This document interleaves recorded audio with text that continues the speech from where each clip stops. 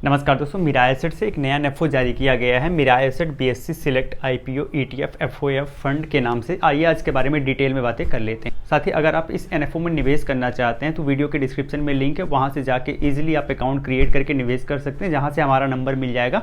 आप कभी भी हमसे बात भी कर सकते हैं। तो यहाँ पर सबसे पहले बेसिक ऑब्जेक्टिव के बारे में बात कर लेते हैं। तो इस एनएफओ का बेसिक ऑब्जेक्टिव है लॉन्ग टर्म में कैपिटल अप्रिसिएट करने का, यानी जो पैसा आप लगाओगे उसको लॉन्ग टर्म में बढ़ाने की बात की जा रही है। यानी यह एक इंडेक्स फंड है और अपने बेंचमार्क को ट्रैक करने का प्रयास करेगा। ट्रैक करने के दौरान कुछ ट्रैकिंग एरर आता है तो रिटर्न में डेविएशन देखने को मिल सकता है। साथ ही जो इसका ऑब्जेक्टिव है, यह ज़रूरी नहीं है कि यह पूरा हो ही जाए, इस चीज़ का कोई एश्योरेंस प्रोवाइड नहीं किया जा रहा है।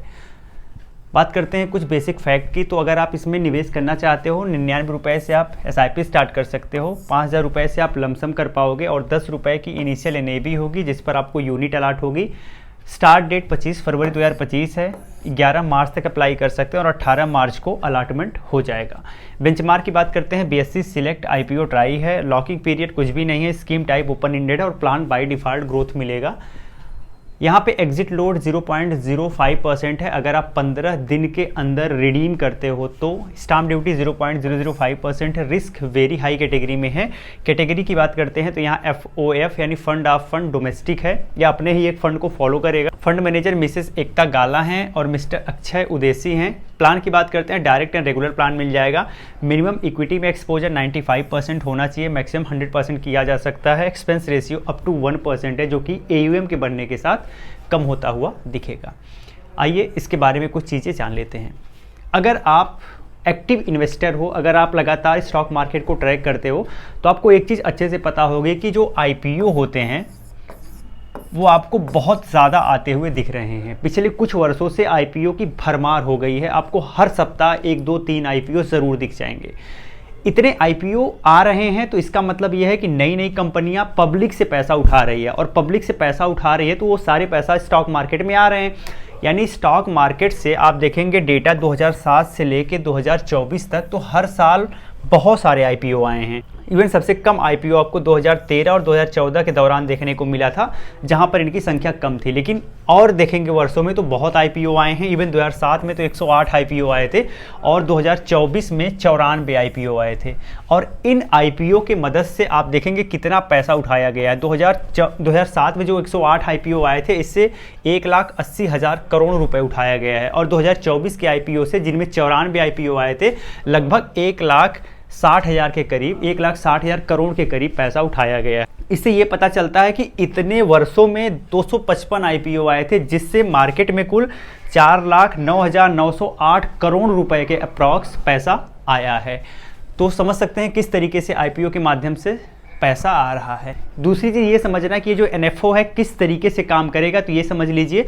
तो NFO में जो IPO आएंगे, उन IPO को ही पिक किया जाएगा, उन्हीं पर पैसा लगाया जाएगा और उनके ग्रोथ को कैप्चर करने का प्रयास किया जाएगा।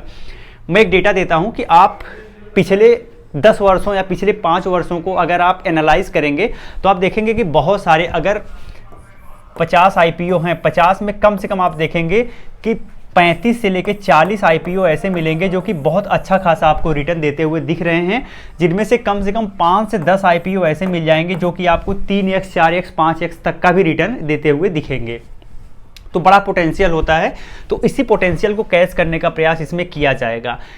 लेकिन दिक्कत यह है कि जब IPO आता है उसमें वॉलेटिलिटी बहुत ज़्यादा होती है। आप देखेंगे कोई IPO एक दिन में 20% प्लस माइनस हो जाते हैं, 20% प्लस माइनस हो जाते हैं, यानी वॉलेटिलिटी ज़्यादा रहती है।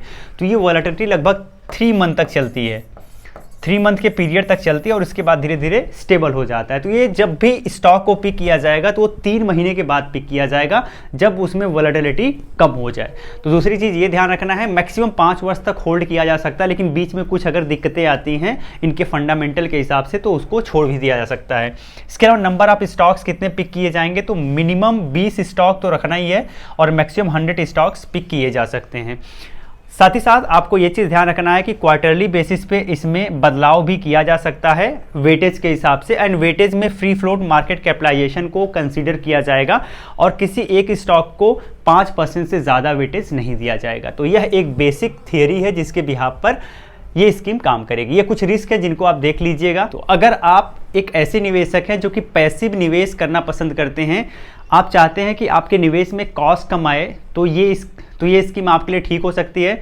सेकंड पॉइंट ये है कि अगर आपको लगता है कि जो आईपीओ है उसमें बड़ा पोटेंशियल है और उसको कैच करना चाहते हैं, तो आप इसके लिए सोच सकते हैं।